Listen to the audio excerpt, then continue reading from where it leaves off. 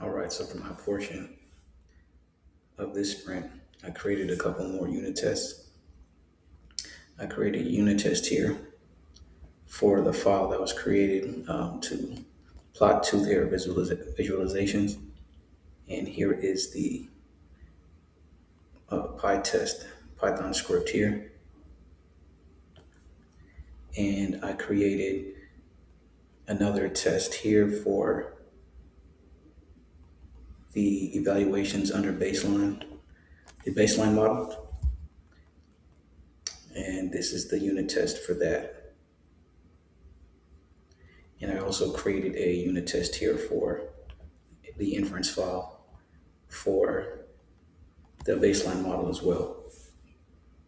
During this That's sprint, we got rid of GitHub Actions for Pylint and PyTest for everything other than pull requests into dev and main. Now, that will be done using Git hooks locally when pushes are made into the remote repository. There was a little bit of learning that needed to be done on my part to figure this out because I had never implemented Git hooks before, but with some help from Human, we managed to get it running pretty well.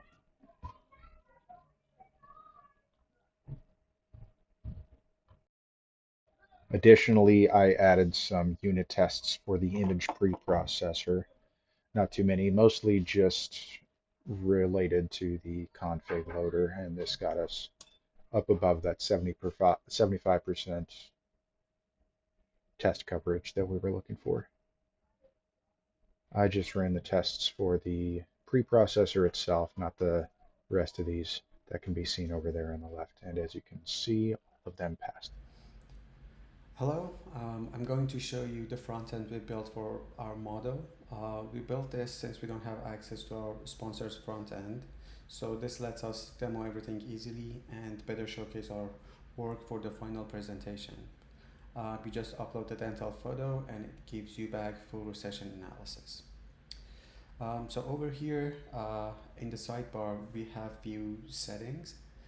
This slider over here controls how sensitive the detection is. Lower catches more, higher is more precise. And then dental view and gender. Those are used to convert pixels measurements into actual millimeters, since two sizes differ between males and females. Alright, let's upload a photo to our front end here. It takes a couple of seconds.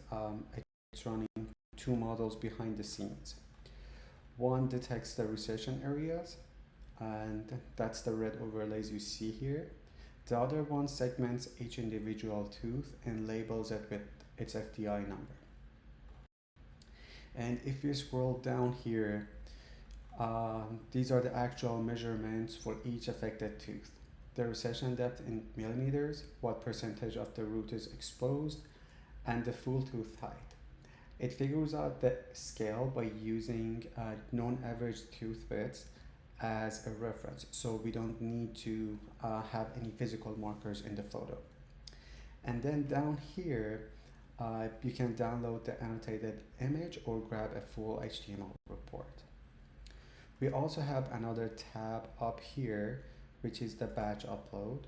If the user has multiple images, they can upload them all. So let's try that here. You can go to images and like select all of these images here. And then we can hit analyze all.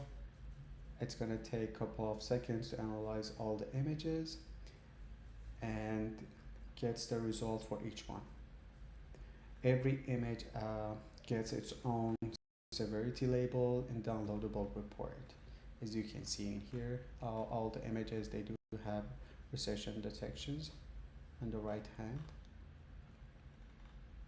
And here are the report per image. So that's the full workflow, upload, detection, measurement, and reporting all through our front end. Hello. For this sprint, I focused on non-coding tasks, especially documentation that the sponsor asked for. For the coding part, I did one coding task, which was fixing some Pylint issues on our repository. Not Pylint itself, but the issues reported by Pilot. Um, Back to the non-coding tasks, I worked on three main documents. First, the measurements model formal document. The sponsor asked for that to know more about the model and to see its reports, its results, how to use it. And I made that for her because I mainly worked on that this semester.